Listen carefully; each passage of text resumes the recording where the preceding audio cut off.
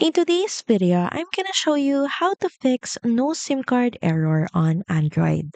So the first thing that you may want to do is try restarting your phone. This refreshes the system and often solves temporary network glitches. If that doesn't work, just turn off your phone, remove the SIM card, and gently clean it with a soft cloth. Reinsert it properly and power the phone back on. The next thing that you may want to do is by checking the airplane mode. Try turning it on for 10 seconds, then turn it off to reset the network connection. Next, on your phone, head over to Settings, then look for SIM and Network Settings option, then click on it. Now from here, make sure that your SIM is enabled.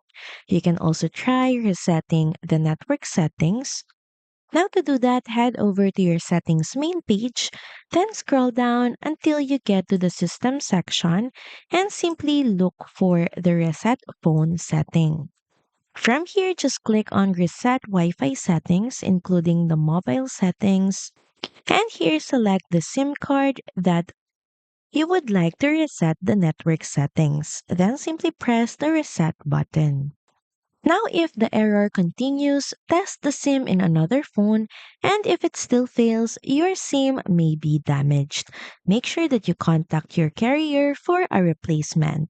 So that's pretty much it. Thank you very much for watching this video, and I'll see you again on the next one. Bye!